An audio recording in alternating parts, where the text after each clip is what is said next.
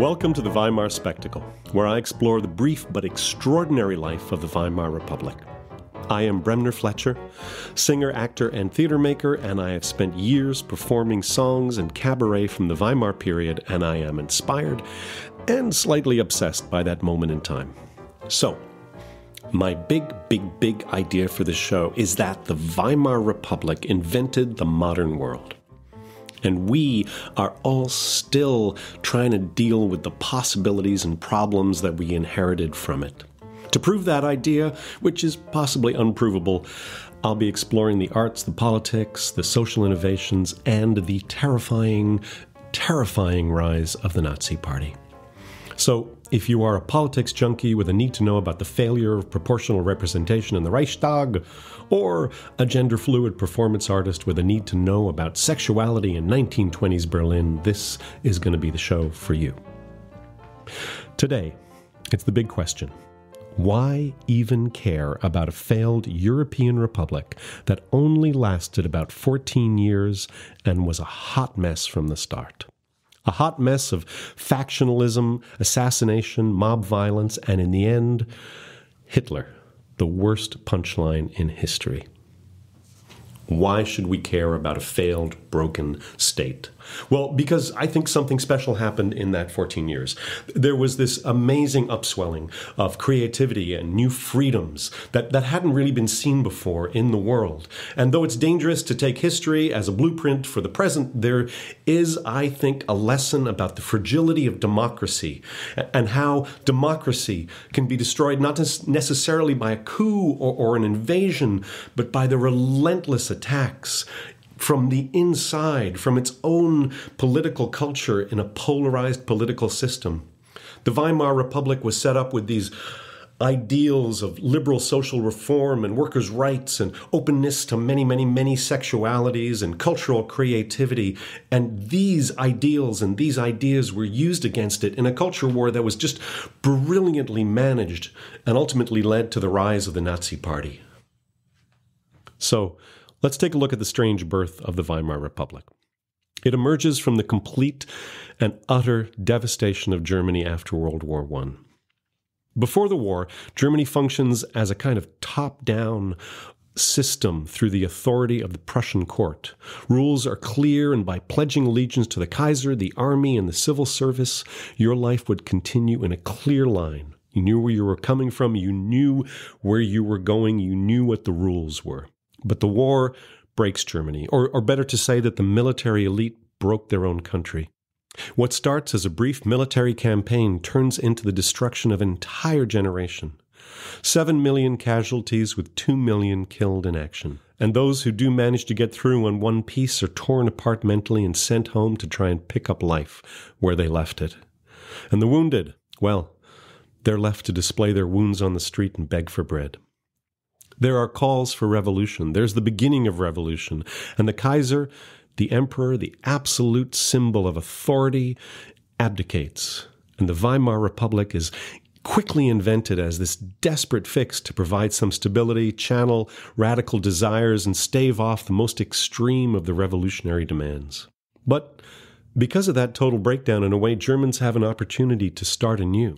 Everything you believed in 1914 is gone by 1918, and no one, no political system, no social structure has any moral authority. Everything is open for reinvention.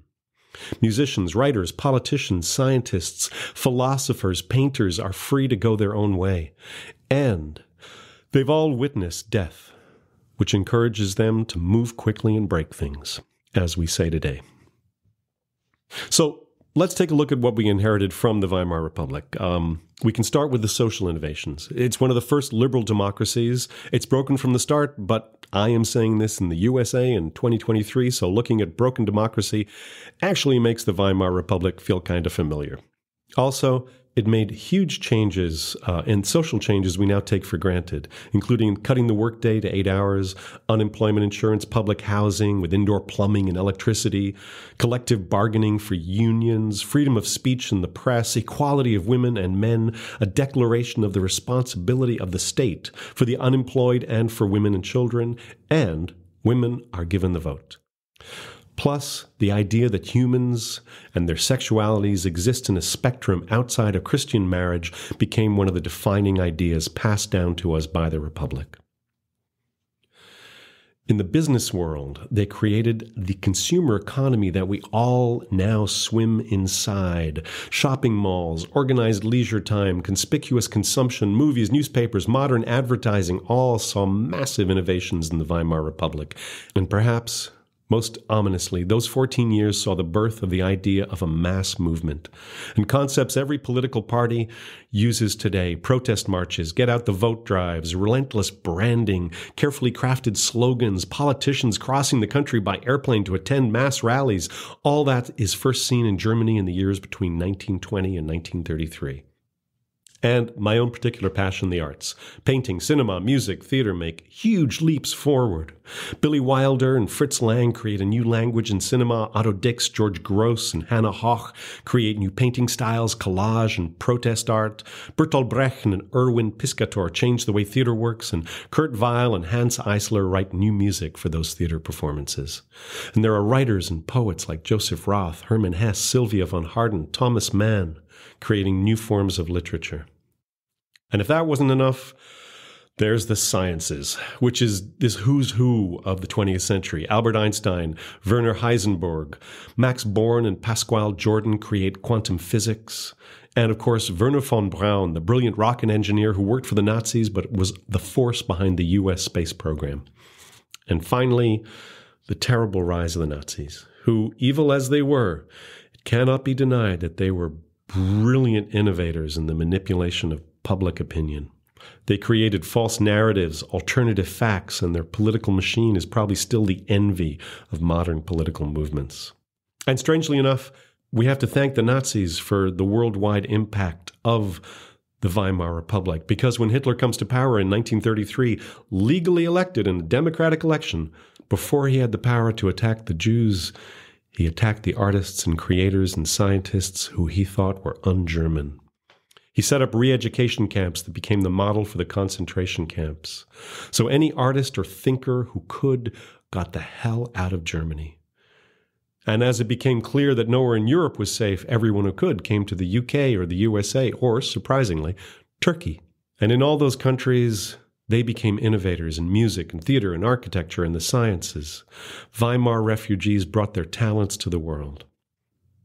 So that is why I think you want to know more about the Weimar Republic, the big reasons. But if you want to compare the hot mess that was the Republic to some kind of bad reality TV show, you can also just be interested for the scandal, the gossip, and all the amazing crazy. Because during the Weimar Republic, Berlin is the strangest and most exciting city in the world, and perhaps it's the most exciting city in the history of cities. Alternate lifestyles, prostitution, nudism, sexuality, cafe culture, movies, cabaret, experimental theater. You want sex? Well, there are over-the-top drag shows, beautiful women and perfect kick lines, lesbian bars with a special entry price for tourists. You want crazy spectacle? Well, just go for a walk. Since the streets are a spectacle with wild traffic and movie theaters flashing, shining bright department store windows, newspapers filled with scandal, cafes filled with argument, and for the first time in history, independent women walking the streets alone, walking to and from their jobs, to and from the movies, to and from those bars and cafes and those gleaming department stores which were created to be safe places for women to socialize and shop. A British diplomat writes, "In the night air, which makes even the spires flicker with excitement, there is a throbbing sense of expectancy. Everybody knows that every night Berlin wakes to a new adventure." And in the middle of Berlin, the Jewish community, with its vast new synagogue, is flourishing, despite all the taxes and restrictions placed upon them.